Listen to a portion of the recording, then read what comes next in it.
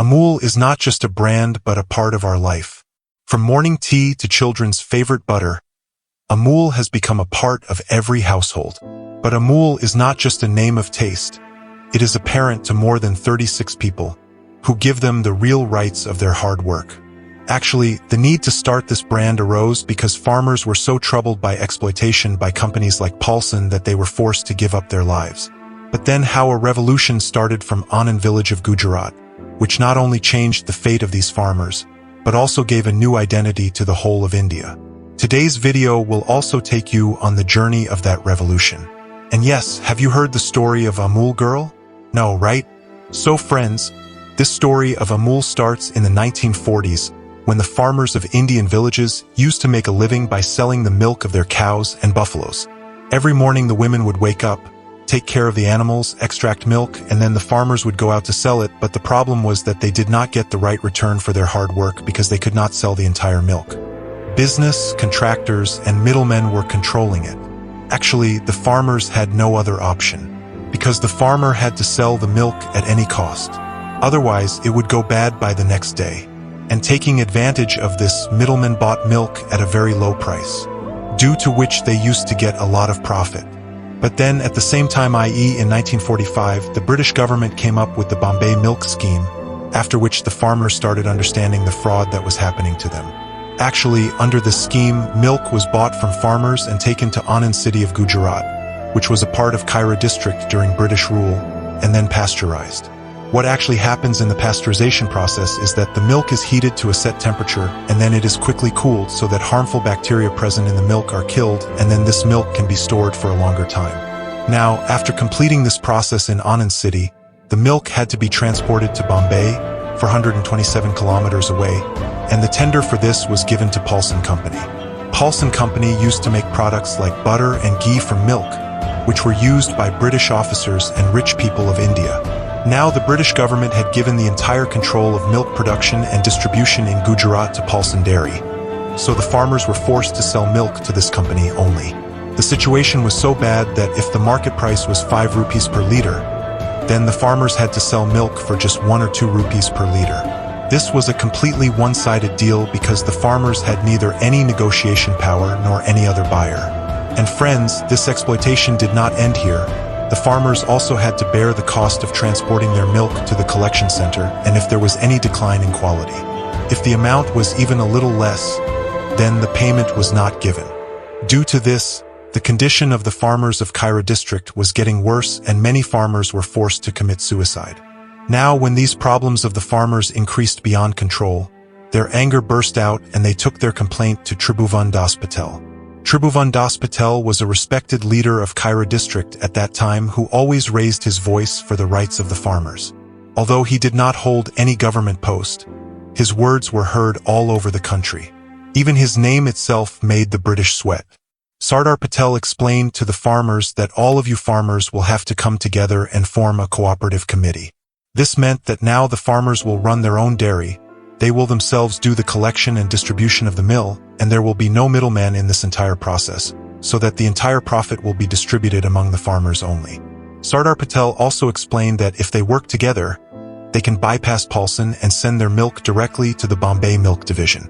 Sardar Patel told Morarji that if needed, he should not hesitate to organize a strike for the farmers, and then after coming to Kaira district, also known as Kedah, Morarji Desai held a meeting in Samarkand village on January 4th, 1946, in which it was decided that a cooperative committee will be formed in every village of the district and the farmers will sell their milk only to it. Even if any company or the British government itself wants to buy milk, they will have to make an agreement with this committee, and if they do not do so, they will not get milk. Now, as everyone expected, the British government did not like this change of the farmers at all. They strictly refused to give approval to any such cooperative committee. But this time the farmers had also decided that they will not tolerate this injustice anymore, so they went on strike and stopped the entire supply of milk. The British government also tried everything possible to suppress this movement. Cases were filed against the farmers to intimidate them, but the unity of the farmers was so strong that they faced every threat bravely. The strike lasted for 15 days, and in the meantime, due to the stoppage of milk supply, the government's Bombay Milk Scheme started failing completely. Due to the huge shortage of milk, the pressure on the British government kept increasing, and then finally they had to accept the conditions of the farmers. Although in the meantime the farmers also suffered a lot of losses, but they kept their courage and won this protest. After this, in June 1946, the Cairo District Cooperative Milk Producers Union Limited was established, and after 6 months, i.e. on December 19, 1946, it was formally registered. Not only this, by 1948, this cooperative committee had also started pasteurizing the milk for the Bombay Milk Scheme. Tribhuvan Das Patel ensured that the benefits of this cooperative reach every farmer irrespective of their caste, religion, or financial condition. This vision was implemented properly. To do this, Tribhuvan Daji designed a 3-tier structure. First, dairy cooperatives were formed in villages, where milk was collected and its quality was checked. After this, the milk was pasteurized and packed in leak-proof packaging to make it transport-friendly. And then a state federation was formed above all, which took care of marketing and distribution.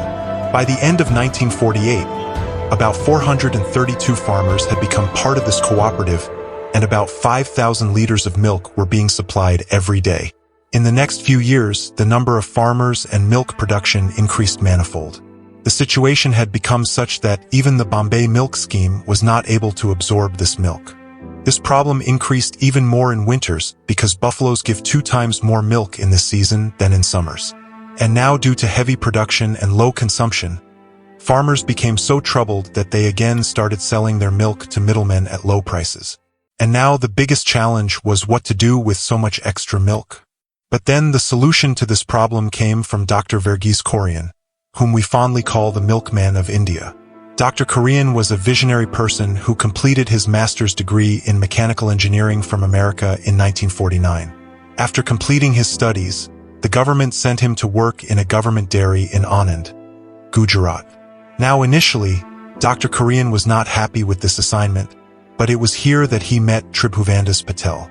And then when Tribhuvan Das explained the problems of the farmers to Dr. Kurian, he immediately understood that if the wastage of milk is to be stopped and farmers are to be benefited, then just selling the milk will not work. Therefore, he gave the idea of making butter, condensed milk, and milk powder from the extra milk.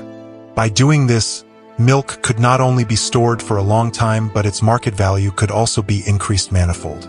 Now friends, making butter was easy, but a big problem with milk powder was that in Amdur milk powder was made from cow's milk, while in Gujarat farmers mostly had buffalo milk, and to bring milk powder from buffalo milk, help was sought from those who had done masters in dairy technology from Michigan. And then Harchand Dalaya, using his expertise, prepared the world's first buffalo milk spread ride. This innovation not only proved to be a boon for the farmers, but it also gave India a new identity in the dairy industry.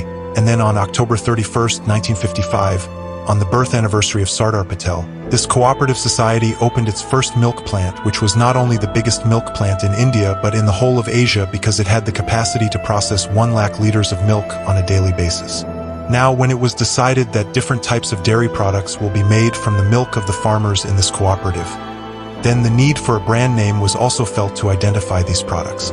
It was showing the real value of milk and other dairy products, and the second reason was that if you take out the sour form of Anand Milk Union Limited, then that also becomes AMUL. But friends, the journey of AMUL was still not so easy because as soon as AMUL's butter was launched, it proved to be a huge failure, and the biggest reason for this was that Paulson's butter, which was already available in the market at that time, was actually.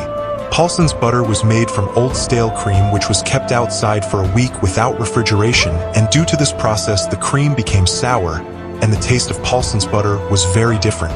Apart from this, Paulson used to add a lot of salt to increase the shelf life of his butter, due to which its taste became salty, and another big thing was that Paulson's butter was made from cow's milk, due to which its color was light yellow, and friends, people had become used to the pale and salty Paulson butter. But when AMUL's butter was launched, it was prepared from fresh cream on the same day, due to which there was no sourness in it, and its taste was also very salty. No one liked AMUL's butter made from buffalo milk and AMUL's fresh, white, and unsalted butter.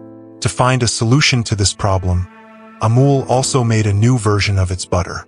They started adding salt to the butter and also added a little color to make the butter yellow.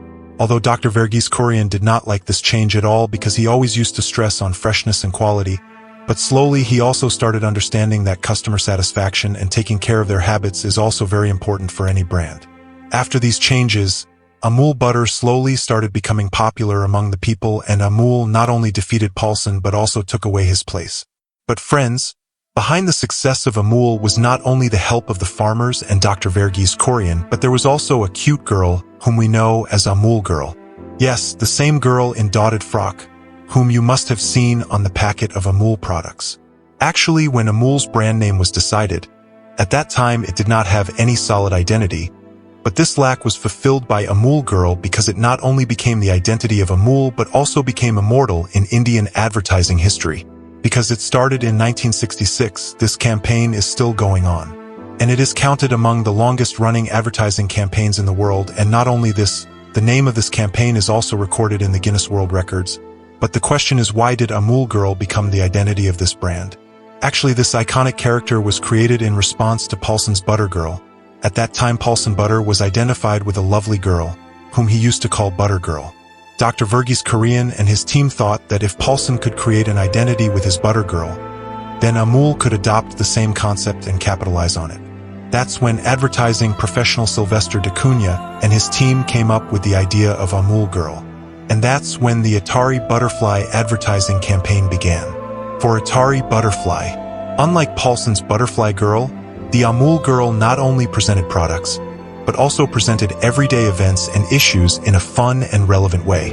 Well, getting emotional took us a little ahead in the story, but let's go back to the 1970s, when AMUL's success had made a name for itself.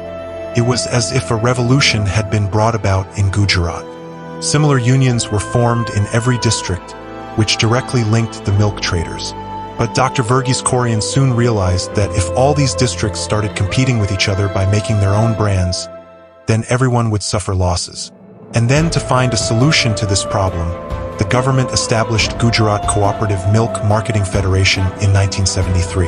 This federation linked the unions of all the districts together, gave an opportunity to work under the brand name of AMUL. After a few years, Paulson, which was once the butter king in the Indian market, slowly started weakening, and the main reason behind this was the policies of the government. Actually, the government decided that the dairy industries would be operated completely through cooperative organizations, but the biggest impact of this new policy was on private companies, especially on Paulson. Paulson could not adjust to these new rules and eventually had to shut down his business. During this time, Dr. Verghese Kurian started Operation Float in India, also known as the White Revolution. This was the world's largest dairy development program, under which milk was collected from cows and supplied to different parts of the country. This initiative was so successful that India became the world's largest milk producer.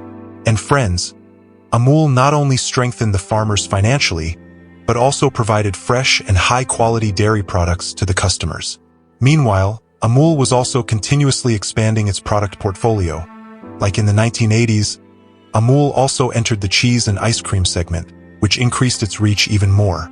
The popularity of AMUL had increased so much in the 80s and 90s that its fake products started coming into the market, as many scammers started selling low-quality products by putting AMUL label on them. To deal with this problem, AMUL took strict legal action, used holograms and unique quotes in its packaging, and also ran large-scale campaigns to make consumers aware. Real butter has milk cream and adder has. The adder is light. In spite of these challenges, AMUL never stopped its expansion. For example, in the 1990s, it launched products like flavored milk. In the 2000s, AMUL Cool, Masti Buttermilk, and health-focused products like AMUL Pro were introduced in the market. By 2010, AMUL also added ready-to-eat and dairy-based desserts to its portfolio. With the help of its vast product portfolio, it made a stronghold not only in the urban market but also in the remote areas of the villages. The result of AMUL's hard work and determination was that in the financial year 2010-11, it achieved a sales turnover of $2 billion. The milestone was crossed exactly 10 years later when the COVID-19 pandemic hit India. The Indian economy suffered a loss of more than 10 lakh crore rupees. Many billion-dollar industries were in trouble at this time, and the dairy industry was one of them. Due to this crisis, India's milk producers were incurring a loss of about 112 crore rupees every day. But even in that difficult period, AMUL was the only legendary company that not only minimized its losses, but also increased its revenue by 700 crore rupees. Actually, AMUL noticed that during the pandemic, the demand from restaurants and hotels had stopped, but the consumption of milk products in homes had increased a lot. Apart from this, due to the pandemic, people started shifting from open milk to packaged milk, and then AMUL accepted all these chances with both hands. Now, friends, if we talk about AMUL today, then its supply chain is very big and well organized. AMUL has a total of 18,700 societies, which handle the collection and distribution of milk. Around 5,000 milk tankers deliver milk to 200 chilling stations every day. Apart from this, there are 10,000 distributors who deliver the products to retailers in their respective areas and more than 1 million retailers who deliver AMUL products to the retailers. Today, more than 36 lakh farmers have direct connection with AMUL, and apart from India, it is exporting its dairy products to more than 50 countries. But friends, in the end, I just want to say that AMUL is not just a dairy brand, but it is a story of hard work and struggle of millions of farmers who work hard every day to make a better future for themselves and their families.